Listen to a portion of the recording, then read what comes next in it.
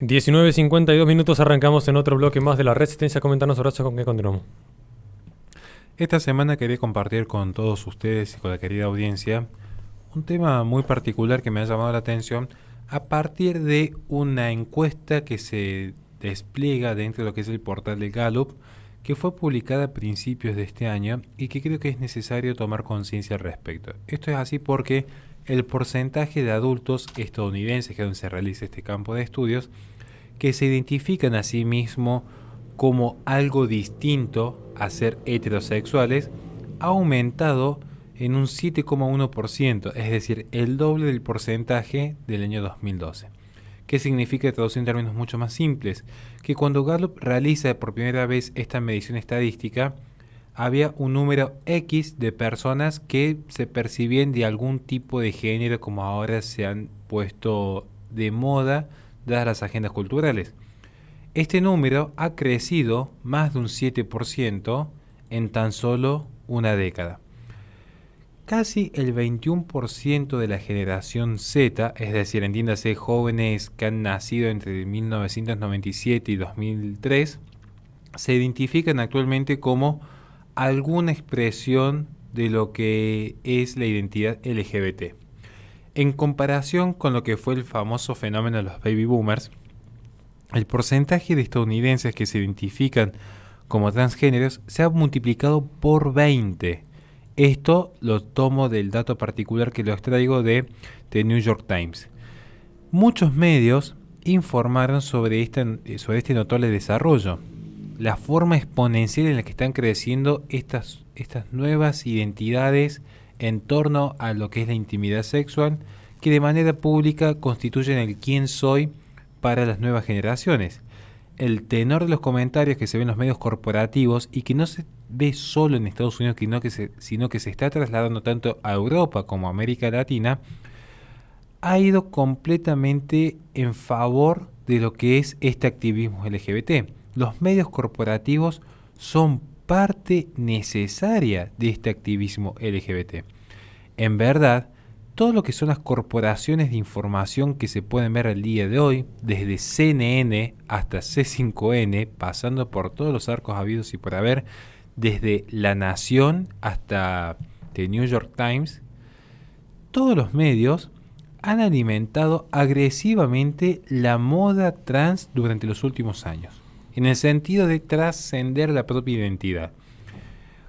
Cuando se vio a Cox, que se convirtió en la primera persona transgénero en aparecer en la portada de la revista Times, atrajo una amplísima cobertura internacional. De hecho, Cox también fue la primera persona transgénero en aparecer en la revista Cosmopolitan, dentro de lo que es su portada. Es más, la revista Glamour consideró a Cox la mujer del año. Entiéndase, un hombre que se autopercibe mujer.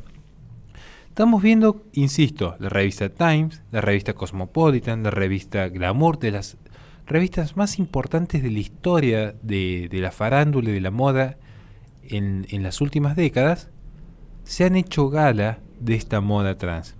Pero a su vez, cuando Bruce Jenner el año siguiente, estamos hablando de lo que sería el año pasado, anunciaba su nueva imagen trans con el nombre de Caitlyn, la entrevista recibió 20.7 millones de espectadores, lo que se convirtió ciertamente en la transmisión televisiva de revista de noticias mejor calificada entre adultos que van de 18 a 49 años en los últimos tiempos.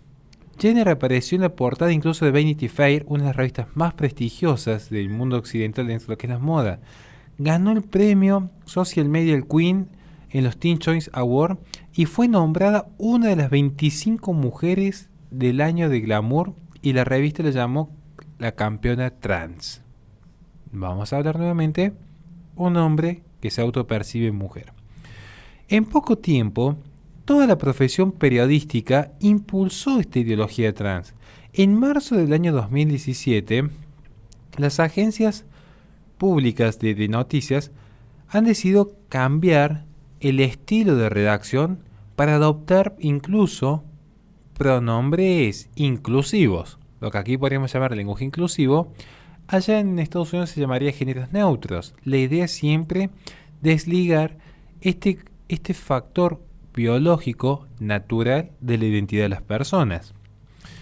Continuando entonces, podemos tomar el ejemplo concreto de The Washington Post, que comenzó a publicar regularmente historias en favor de las personas trans como si fuesen materia de interés público, y siempre desde una perspectiva farandulesca, pero a su vez realzando la victoria personal que es simplemente asumir la transexualidad.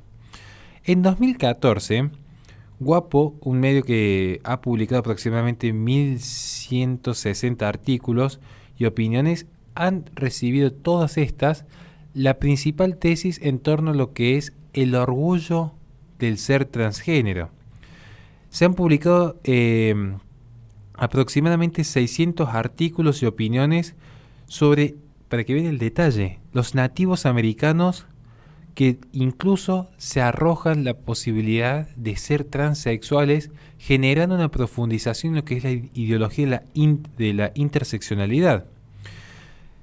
Con todo este fervor que estamos tomando simplemente como ejemplos, de lo que han hecho los medios es a su vez una suerte de activismo encubierto. Lo que se presenta como una noticia en el fondo es simplemente la romantización de una determinada ideología. Cuando un estudio del 2018 fue publicado por un entonces profesor asistente de la práctica de la Escuela de la Salud Pública de la Universidad de Brown, allí se indicaba que los factores sociales podían ser a su vez un factor causal en el aumento dramático de lo que es la disforia de género entre los jóvenes, académicos, profesionales médicos y los periodistas. Y esto justamente demostraba que estos mismos agentes que he mencionado, insisto nuevamente, jóvenes, académicos, profesionales médicos y periodistas, son los que justamente quisieron censurar este estudio. Insisto, un estudio universitario, un estudio académico que se da dentro de lo que es la Universidad de Brown, que señalaba cómo la disforia de género podía verse favorecida de manera causal por estos mismos agentes que ahora intentaban censurar este tipo de investigación. Slate lo etiquetó como una suerte de mal diseño educativo el publicar cualquier tipo de disidencia a lo que son las políticas transgéneros y las políticas comunicacionales queer y LGBT. Es curioso cómo ellos hablan de un mal diseño de información, cuando son los principales actores que han fogoneado constantemente la censura a la disidencia a este nuevo establishment que ellos mismos han establecido de los medios corporativos de comunicación. Han hegemonizado el discurso, en términos de Foucault, han normalizado lo que es la vida sexual de las personas a partir de este tipo de conductas. Curiosamente, Foucault estaría en contra de todo lo que es el activismo LGBT, siendo él el gran ídolo que han presentado estos actores. Debido justamente a esta presión, por tomar este ejemplo concreto, es que la propia Universidad de Brown tomó distancia de lo que era el estudio que ellos mismos habían financiado y procurado promover en términos netamente científicos. Lo mismo sucedió curiosamente en la Universidad de Texas, donde allí se atrevieron a publicar una serie de investigadores un estudio que demostraba que, a través de una multitud de factores, a los hijos de padres homosexuales les fue peor que a los hijos criados por padres casados en la alteridad de los sexos complementarios. Claramente que este estudio casi termina costando la existencia de la propia universidad. Los académicos publicaron artículos que repudiaban la investigación que se había desarrollado allí en Texas, y siempre fueron publicados estos artículos que criticaban a la Universidad de Texas, no por medios científicos con todas las formalidades académicas. ¿Dónde se publica esto? En las grandes corporaciones de información masiva. Washington Post, claramente la cabeza. Es decir, el lobby LGBT necesita para su subsistencia la hegemonía de los grandes capitales informativos. Necesariamente, ya aquí están las pruebas, porque el debate científico no lo pudieron zanjar, entonces tuvieron que apelar a lo que es la primacía periodística. Más recientemente, quizá el caso más famoso, es el que se ha dado justamente con Abigail Sher, una obra llamada Daño Irreversible, donde se muestran los efectos negativos de la disforia de género en las niñas preadolescentes y adolescentes. Dicho trabajo fue justamente ridiculizado y atacado por los medios de comunicación de izquierda que supuestamente defienden a las mujeres. Aquí justamente por ser mujer la destrataron a más no poder, simplemente porque tenía una visión distinta al establishment que se ha establecido en las últimas décadas. En otras palabras, cualquier dato científico que socave la narrativa de una sociedad cada vez más tolerante, entre comillas, lo que está mostrándose es que este tipo de disidencia científica que van en contra de lo que es la prometida liberación sexual y la performatividad de género, merece ser tildada de errónea si es que no es censurada por ser intolerante. Es decir, los tolerantes se vuelven intolerantes con el intolerante. Vaya paradoja que plantea en su momento Karl Popper, que hereda Soros y que actualmente se ha difundido por el mundo. Los Angeles Times entrevistó recientemente a Eric Anderson, una persona trans y ex psicóloga clínica de la Clínica de Género para Niños y Adolescentes de la Universidad de California. Allí se sostuvo: quien ha ayudado a cientos de adolescentes en transición, como lo expresa Anderson, sostienen luego que han ido demasiado lejos por los efectos nocivos que se generan en los niños promover este tipo de identidad sexual en personas que están en pleno desarrollo. ¿Qué sucedió?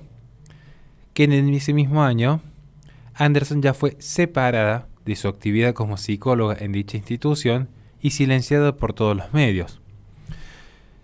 Lo que falta ahora es ciertamente una voluntad que deje de ser cejada y restringida por parte de los medios hegemónicos para permitir un debate público, un debate abierto, donde se pueda poner en duda si realmente se está llegando a esa realización utópica de la revolución sexual o si finalmente se ha convertido en una gran distopía que finalmente afecta a los más jóvenes. Digo esto porque si tomamos el caso concreto de lo que fue la cobertura, por ejemplo, del estudiante trans Gavin Green, la batalla con una junta escolar por su política de los baños mixtos llegó incluso a la corte. Y Lia Thomas, de hecho, la nadadora trans que a principios de este año ganó un título nacional de natación femenina dentro de la NCCA, también generaron un gran debate. Todos cubiertos siempre de un solo punto de vista, el punto de vista de la inclusión y la diversidad LGBT, siempre con el respaldo de los grandes capitales, siempre con la hegemonía, nunca escuchando la disidencia, nunca escuchando qué podrían llegar a decir las mujeres que se sienten incómodas con un hombre en el baño, o las nadadoras que tienen que competir contra un hombre en natación. Porque ellos son los intolerantes. Y entonces al intolerante hay que tratarlo como intolerante. Esta es la lógica de las grandes corporaciones. Pero a su vez quiero ir un punto más para ya finalizar. Es que el mensaje de los medios corporativos que han sido tomados plenamente por la izquierda, insisto, no es una izquierda particularmente marxista, pero no por eso deja de ser izquierda, porque el progresismo es de izquierda, aunque no necesariamente marxista, se ha vuelto asfixiante. Y se ha vuelto asfixiante de manera consciente, porque anima y apoya a que los hijos ya no sean de los padres, sino que sean del sistema. Que el sistema les diga cómo vivir su propia identidad sexual. No es que se desarrollen de manera natural en un entorno sano, sino que se desarrollen de acuerdo a lo que consumen. Lo que consumen en TikTok, lo que consumen en el Washington Post, lo que consumen en Disney, lo que consumen en Netflix, lo que consumen en YouTube, lo que consumen. Esto es lo que tienen que formar a los niños, según estas grandes mentes ilustradas que tratan de oscurantistas a aquellos que simplemente creemos en la tradición. Y ciertamente estas campañas parecen tener éxito, porque ahora hay 300 clínicas que ya están prescribiendo bloqueadores solamente en Estados Unidos, bloqueadores de pubertad y de hormonas, quiero rescatar, ¿no? Ya hay 300 clínicas promoviendo el cambio de sexo abierto a menores de edad, que están en una transición, que no se sabe todavía cuál va a ser su futuro, pero ellos ya se lo han dictaminado de antemano. ¿Y todo con qué? Con la anuencia de los grandes medios corporativos.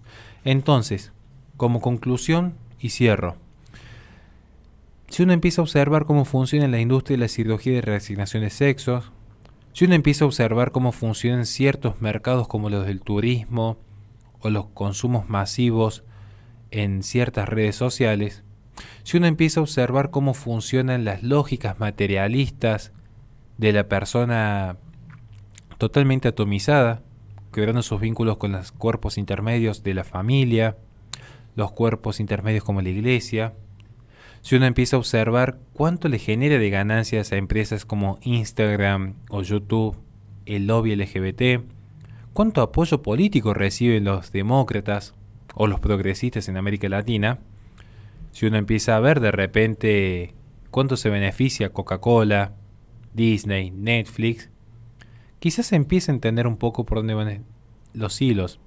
Y alguien diría que hay ciertas empresas que se están yendo a quiebra porque hay padres que están reaccionando y empiezan a cancelar sus suscripciones. Pero en este punto han generado tal capital que ya las ganancias poco y nada le interesan. Vayan a ver lo que sucedió con Twitter. Están dispuestos a perder millones con tal de que se mantenga el discurso único. Pero lo cierto es que los medios de comunicación han formado parte necesaria de lo que es la creación de esta ideología, lo que es la creación de esta corporación LGBT. Y ahora deben justamente mirarse en el espejo y decir qué hemos hecho con los más pequeños, qué hemos generado con los más niños. Porque no son precisamente los políticos los que se han encargado de hipersexualizar a los menores de edad. Había todo un sistema que se veía beneficiado con este mercado. Desde los que vendían la eliminación de un niño por nacer, hasta los que vendían lo que era la reasignación de sexo en un adolescente. No importa luego quién pague, si los impuestos del trabajador o el propio niño con sus propios ahorros. Lo importante era vender. Primero vendemos la idea, luego se vende el servicio, pero la idea ya fue comprada. Entonces, ahora es momento de que la gente se dé cuenta de que tanto el lobby LGBT como tantos males en el mundo son responsabilidad pura y directa ya no de la casta política, sino de la casta periodística. Y a esta gente tampoco hay que tenerle ni olvido ni perdón, nada más. Le recordamos a la gente que este programa se transmite por twitch.tv/la-resistencia. Posteriormente sube al canal de YouTube de la Resistencia Radio, donde en la descripción del video tienen nuestras redes sociales para que se comuniquen con nosotros en caso de que quieran colaborar con este espacio. Vamos a un corte y enseguida volvemos con más Resistencia.